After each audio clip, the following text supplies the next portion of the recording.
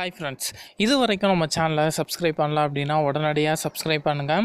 உடனுக்குடன் அப்டேட் வேணும் அப்படின்னா பக்கத்தில் உள்ள பெல் பட்டனை கிளிக் பண்ணிக்கோங்க.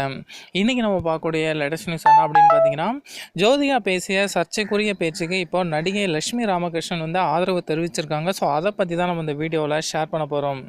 சமீபத்தில் நடந்த விருது வழங்கும் விழாவில் நடிகை ஜோதிகா பார்த்தீங்க அப்படின்னா தஞ்சை பெரிய கோவில் குறித்து சில சர்ச்சைக்குரிய கருத்துக்களை வந்து பதிவு பண்ணியிருந்தாங்க. அதாவது பெரிய கோவில்களுக்கு செலவு பண்ணுறதை விட மருத்துவமனைகளுக்கும் கல்விக்கூடங்களுக்கும் செலவு பண்ணால் நல்லாயிருக்கும் அப்படிங்கிற மாதிரி அவங்க சொல்லியிருந்தாங்க. இவங்க பேசிய இந்த பேச்சு பார்த்திங்க அப்படின்னா சமூக வலைதளங்களில் கண்டனங்களுக்கு ஆளாச்சு. ஸோ இவங்க பேசிய பேச்சுக்கு இப்போது நிறைய பேர் வந்து ஆதரவும் நிறைய பேர் வந்து எதிர்ப்பும் தெரிவிச்சுட்டு தான் இருக்கிறாங்க. இந்த நிலையில் இப்போது நடிகை லட்சுமி ராமகிருஷ்ணன் வந்து இவங்களுக்கு ஆதரவு தெரிவித்து சில கருத்துக்களை வந்து பகிர்ந்துருக்கிறாங்க. அவங்க என்ன சொல்லியிருக்காங்க அப்படின்னா, ஏன் சூர்யாவையும் ஜோதிகாவையும் மக்கள் வந்து இவ்வளோ கடுமையாக விமர்சிக்கிறாங்க அப்படிங்கிறது எனக்கு புரியவே இல்லை. அந்த விருது வழங்கும் விழாவில் ஜோதிகா பேசியதை நானும் கேட்டேன். யாரையும் புண்படுத்த நோக்கில் வந்து அவங்க எதையுமே சொல்லலை. மேலும் அவர் சொன்ன விஷயம் வந்து முற்றிலுமே நியாயமான விஷயம் அப்படின்னு தான் நான் சொல்லுவேன். காரணம் என்ன அப்படின்னு கேட்டிங்கன்னா, கொரோனா போன்ற எல்லா துயரங்களுக்கு பிறகும் நம்ம கற்றுக்கொள்ளவில்லை அப்படின்னா அது ஏன்னு எனக்கு புரியவே இல்லை.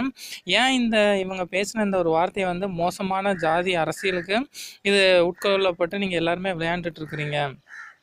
ஒருவர் வந்து எப்போதுமே எச்சரிக்கையாக இருக்கவும் முடியாது, வாக்கியங்களை வந்து எச்சரிக்கையுடன் வடிவமைக்கவும் முடியாது. இதன் மூலம் அவர் வந்து எல்லா மத தலங்களையும் தான் அவங்க குறிப்பிட்ட வந்து அவங்க பேசியிருக்கிறாங்க.